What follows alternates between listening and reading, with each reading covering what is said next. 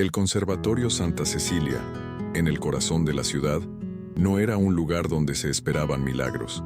Sus pasillos de mármol y columnas doradas respiraban siglos de tradición elitista, donde solo los nombres correctos, las becas privadas y los apellidos compuestos lograban acceso. Aquella noche, el gran salón principal estaba lleno de figuras ilustres, críticos musicales, diplomáticos, herederos entumecidos por el aplauso fácil. El pianista principal era Esteban Alvarado, un prodigio de mienosa juventud que a sus 50 años ya se sentía leyenda.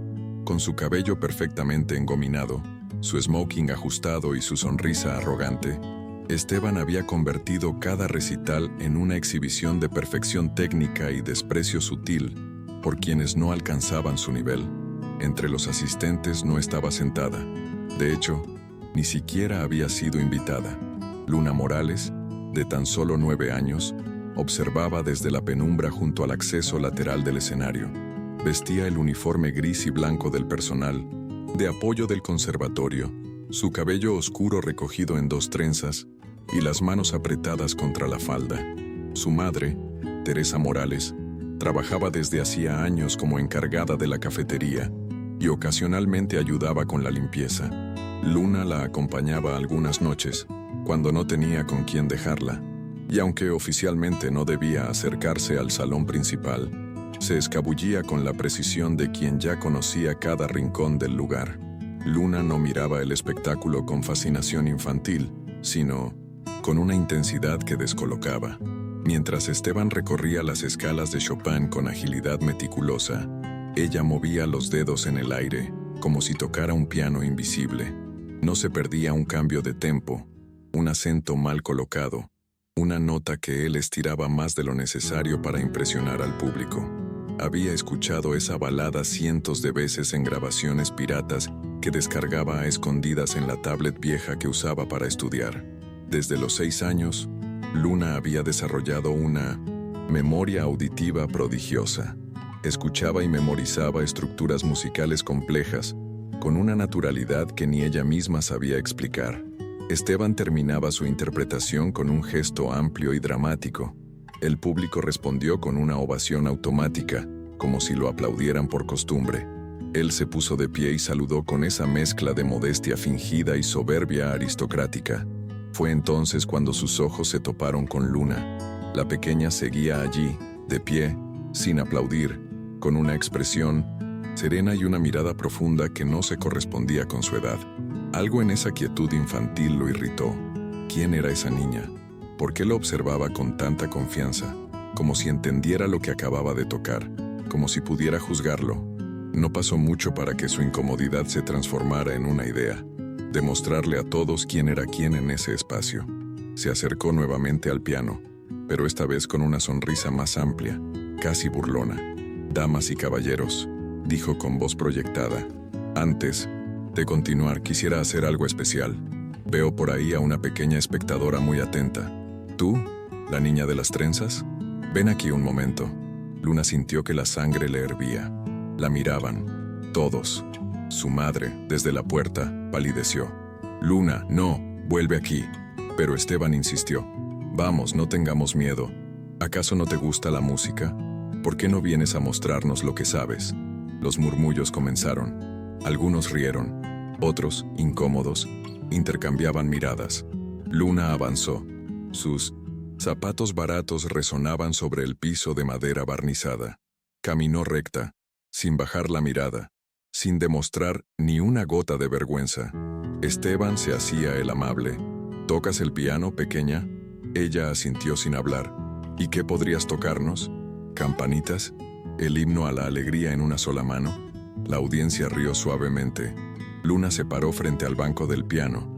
Sus manos aún colgaban del cuerpo, y entonces dijo, con una voz suave pero firme, la balada número 1 de Chopin, en sol menor. El silencio fue inmediato. Un silencio que rompía con cada carcajada anterior. Esteban levantó una ceja. «¿Esa? ¿Tú?» «Sí», respondió Luna, y se sentó. Nadie se movía. Algunos esperaban un desastre, otros, una imitación infantil. Pero en cuanto los dedos de la niña tocaran las primeras notas, Algo en el aire cambió. No eran notas torpes, no eran ensayos, eran frases completas, musicales, plenas de intención. La melodía fluía de sus dedos como si la conociera desde siempre. Y la conocía, Luna, porque para Chopin no era una tarea. Era refugio, era consuelo en noites de solidão de frío de medo, a que la música vivía en ella, como un idioma secreto. Esteban dio un paso atrás. No podía creer lo que oía. La ejecución era limpia, precisa, pero más que eso, emocional, auténtica. La niña no solo tocaba, sentía, y lo hacía con una claridad que desarmaba cualquier estructura rígida. A medida que avanzaba en la pieza, la sala fue cambiando. Las risas desaparecieron, los celulares se bajaron, las espaldas se enderezaron. Todos escuchaban, todos estaban allí. Nadie más existía, solo esa niña y el piano. Su cuerpo pequeño se movía con naturalidad. No era exhibicionismo, era comunión. Cada crescendo, cada pausa, cada trino tenía un porqué.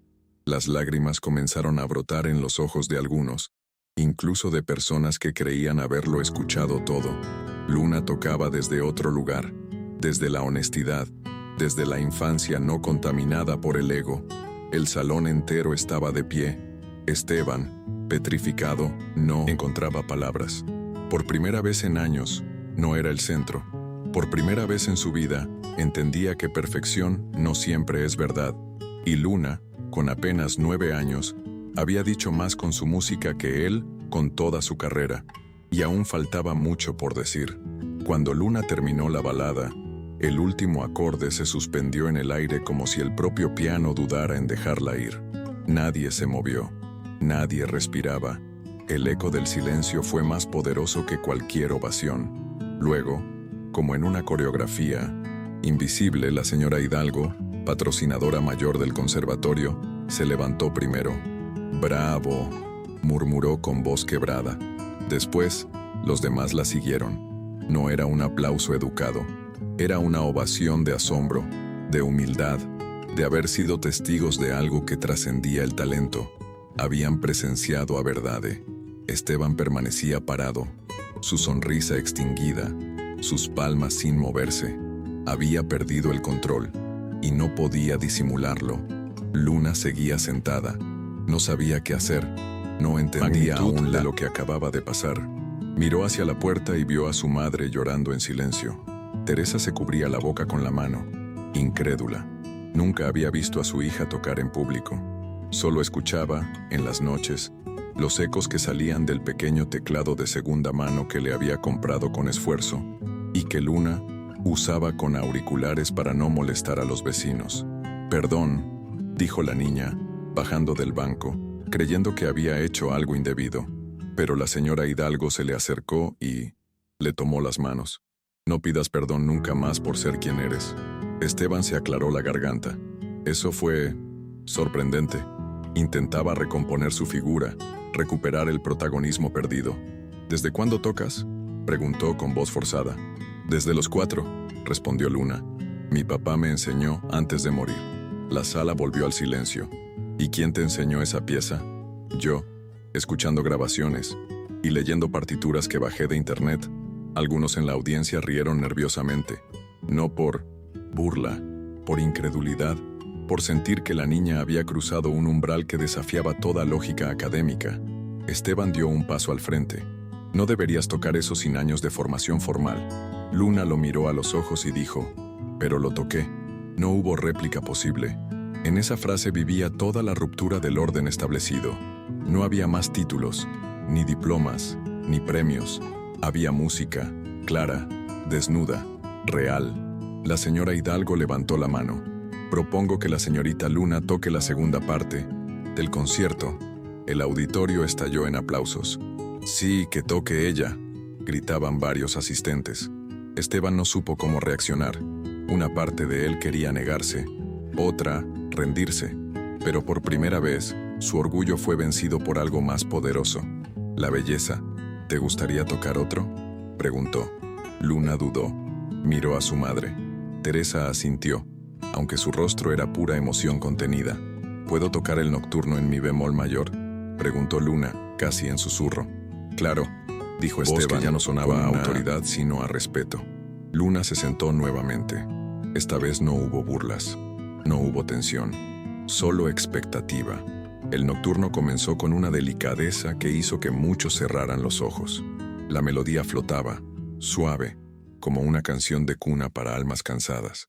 Luna no solo tocaba, curaba, transformaba, daba a cada nota el valor exacto de una emoción.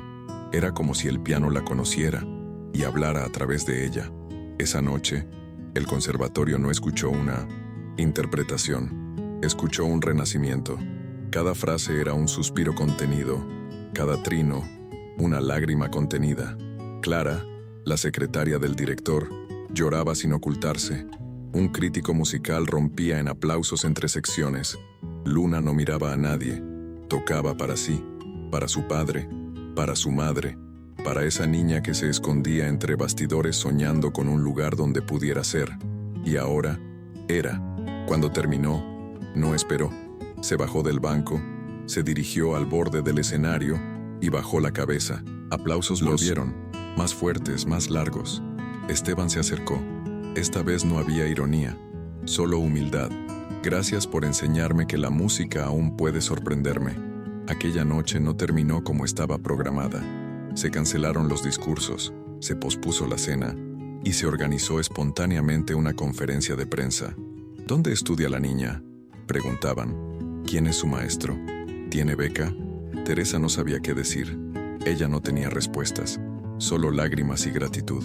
Al día siguiente, la historia de Luna fue portada de periódicos, trending topic en redes y tema de conversación en radios y cafés.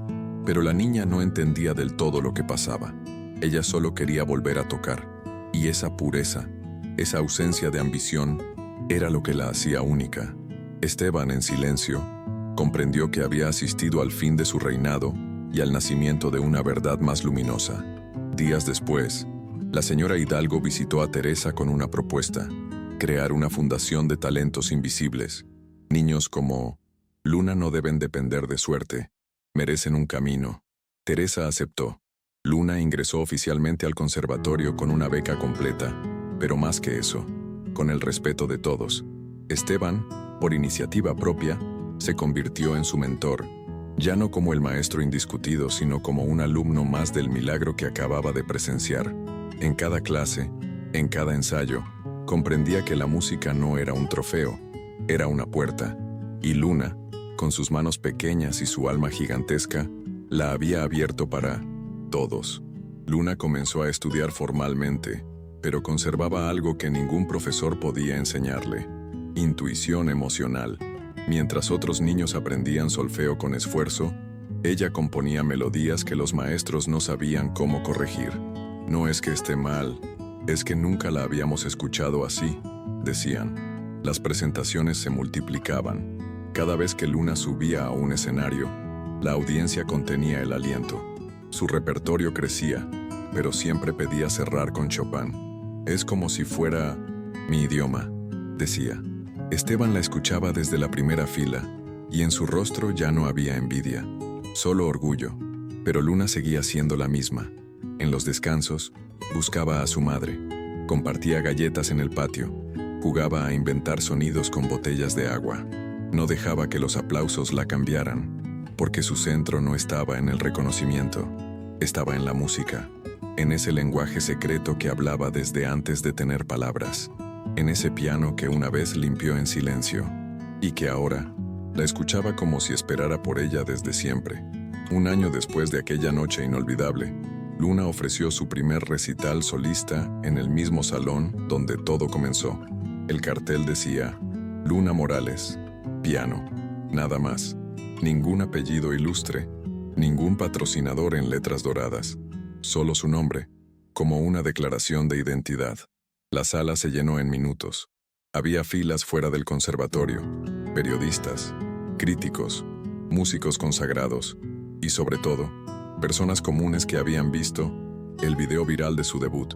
Querían escuchar no a una estrella, sino a una niña que les recordó que lo extraordinario a veces viene vestido de modestia y verdad. Esteban estaba allí, puntual, sentado en la segunda fila, Llevaba un traje sobrio, sin corbata, con un cuaderno en el regazo donde anotaba frases que lo conmovían. Había cambiado. Ya no hablaba en entrevistas como si tuviera la última palabra. Ahora citaba a Luna. Ella me enseñó a escuchar de nuevo, decía. Cuando las luces se atenuaron, Luna salió al escenario con un vestido blanco sencillo, zapatos bajos y una trenza única que caía sobre su hombro. Llevaba en las manos su cuaderno de partituras, aunque casi no lo usaba. Tocaba de memoria, porque para ella la música no se leía, se sentía. Comenzó con una pieza de Bach, luego una de Albéniz, y finalmente volvió a Chopin. La balada número 1, la misma que tocó aquella primera vez.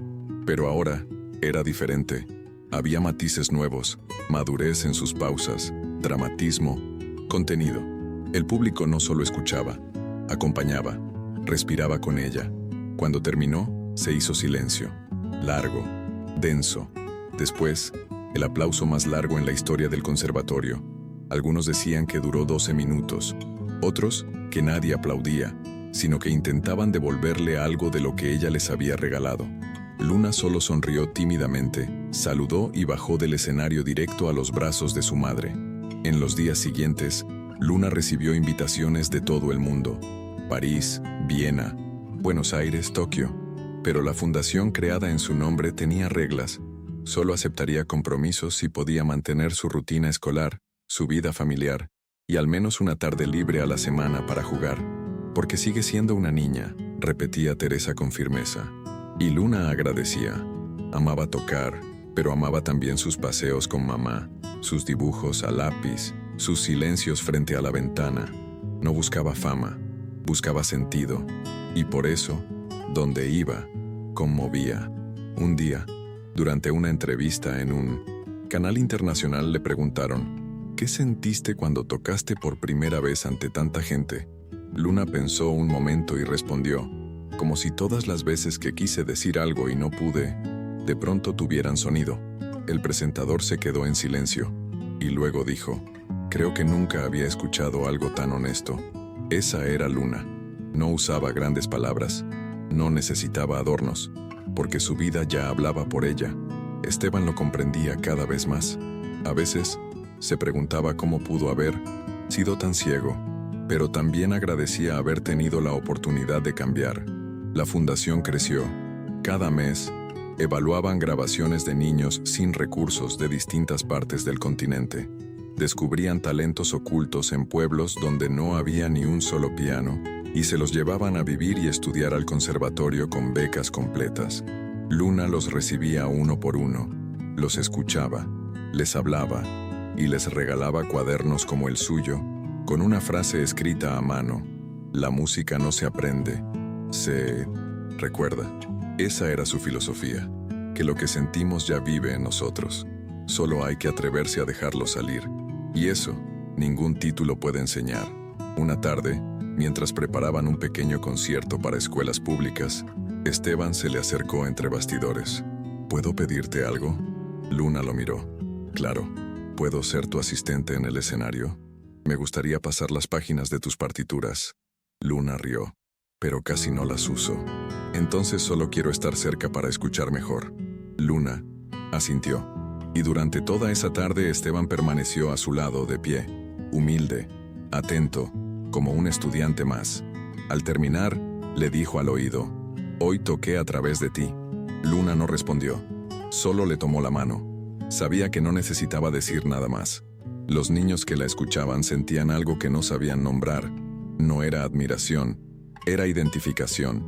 Veían en ella la posibilidad de existir sin pedir permiso, de ser grandes sin gritar, de ser vistos sin tener que vestir como los demás. Luna representaba un nuevo tipo de artista, no uno que buscaba escenario, sino uno que lo creaba desde la tierra, que cultivaba arte como quien siembra pan, y por eso su música no se apagaba con el aplauso, seguía viviendo en los silencios de quienes la habían escuchado. Un crítico muy respetado escribió: Luna Morales no solo interpreta, traduce lo invisible. Esa frase apareció en portadas, columnas y conferencias, pero Luna nunca la mencionó.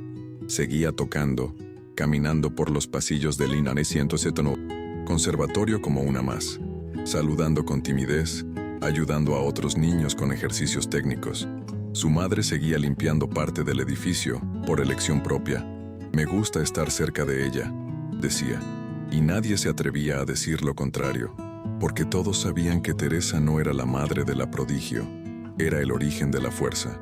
Y así, en los corredores donde una vez fue ignorada, Luna ahora inspiraba. En el mismo salón donde fue usada como burla, ahora era aclamada. En el mismo piano, donde una vez soñó en silencio, ahora despertaba a los demás. Pero seguía siendo ella, con sus trenzas, su cuaderno, su voz suave, porque el milagro nunca estuvo en lo que tocaba, sino en cómo lo hacía, y en lo que despertaba al hacerlo. Pasaron 3 años desde aquella primera noche. Luna ya tenía 12, pero su esencia no había cambiado. Tocaba con la misma emoción, con la misma entrega, con la misma humildad. Sus manos eran más firmes, su técnica más refinada, pero su corazón seguía intacto. Cada vez que se sentaba frente a un piano, era como si regresara al momento exacto en que todo comenzó, a aquel silencio previo a su primer acorde, a aquella noche donde, sin proponérselo, enseñó a todos que el verdadero arte nace del alma y no del linaje. En una gala internacional realizada en Viena, Luna fue invitada a cerrar el evento con una pieza de su elección. Todos esperaban algo complejo, monumental, pero Luna eligió una melodía compuesta por ella misma, una pieza breve, suave, inspirada en los sonidos que recordaba de su infancia, la tetera silbando en la cocina, las escobas sobre el mármol del conservatorio, el susurro de su madre rezando por las noches. Al terminar, el auditorio entero se levantó sin decir palabra. No era solo admiración, era respeto por algo que no sabían cómo explicar. El director del conservatorio, un hombre conocido por su rigidez, la abrazó públicamente. «Nos enseñaste a todos una nueva forma de educación», dijo. Esteban, que estaba presente, entregó su último premio en vida aquella noche. Lo puso en manos de Luna y añadió, «Lo mereces más que yo». Murió unos meses después, en paz, con una carta de Luna sobre su mesita de noche que decía, «Gracias por no tener miedo de cambiar». En su testamento, dejó parte de sus partituras privadas y su piano personal a la fundación. Quería que sirviera a otros como Luna lo había hecho con él. La fundación se expandió. Se abrieron sedes en Colombia, Perú, Chile y México. Miles de niños pasaban. Audiciones libres, sin filtros económicos, sin etiquetas. El único requisito era sentir algo cuando sonaba una melodía. Luna viajaba a menudo, no para brillar, sino para escuchar, para descubrir, para sembrar. Nunca cobraba por sus conciertos. Vivía con modestia, junto a su madre, en un departamento sencillo cerca del conservatorio. Y cada mañana, aún practicaba, no por disciplina, sino por amor. Una periodista quiso escribir su biografía. Luna se negó. «Aún estoy viviendo mi historia», dijo. Y tenía razón, porque Luna no era un producto terminado. Era una flor creciendo cada día. Era raíz y fruto. Era lluvia y sol. Cuando cumplió 13 años, la señora Hidalgo, ya retirada, le regaló una sala de conciertos a su nombre. Luna lloró al ver el cartel, Auditorio Luna Morales, pero más la conmovió la placa pequeña en la entrada, donde se leía, dedicado a los talentos que el mundo no supo ver a tiempo. La inauguración fue mágica. Luna no tocó ese día. Prefirió que lo hicieran 5 niños, de distintos países que ahora estudiaban gracias a la fundación. Ella los presentó uno por uno, sentada entre el público, con los ojos brillando de emoción. «Hoy no vine a ser escuchada», dijo. «Vine a escuchar». Esa frase se volvió lema del auditorio, impresa en cada programa, bordada en las fundas de los asientos. Era un recordatorio de que el verdadero protagonismo no es hablar más fuerte, es saber cuándo callar para que otros florezcan. Una noche, mientras caminaba sola por el conservatorio, Luna volvió al gran salón. Todo estaba vacío, las luces apagadas. El silencio era el mismo de siempre, como una promesa. Se acercó al piano, lo abrió. y tocó un breve fragmento de la balada de Chopin, solo unas notas, lo suficiente para recordar quién había sido, lo suficiente para honrar ese momento que cambió su vida para siempre. Al terminar, cerró la tapa con delicadeza. No necesitaba más, porque su historia no necesitaba repetirse. Ya estaba sembrada en los corazones. Teresa la esperaba en casa con chocolate caliente. ¿Cómo fue el día?, preguntó. Como todos, dijo Luna sonriendo. Increíble. Se sentaron en la mesa de siempre, rodeadas de simplicidad. Afuera llovía. Adentro había calor, amor, recuerdo. Luna sacó su cuaderno y escribió una frase en la última página. No vine a ser admirada. Vine a recordarles que ustedes también pueden. Cerró el cuaderno, miró a su madre y entendió que el mayor escenario del mundo es aquel donde uno se atreve a ser. Hoy, cuando alguien pregunta por Luna Morales, pocos recuerdan su debut escandaloso. Recuerdan su ternura, su claridad, su forma de hacer de cada acorde una caricia, de cada nota un espejo. Porque Luna no es solo una pianista, es un testimonio viviente de lo que ocurre cuando se cree en el talento sin etiquetas, cuando se escucha el silencio y se responde con música. Su historia no termina en un aplauso. Su historia sigue cada vez que un niño se sienta frente a un piano y no tiene miedo de empezar. Y así, en un mundo que premia la apariencia, ella eligió la verdad. En un escenario donde otros buscaban gloria, ella sembró comunidad. Y en una sala donde una vez fue objeto de burla, Luna enseñó que los prodigios no nacen del poder, sino del amor. Esa fue su victoria y su legado eterno.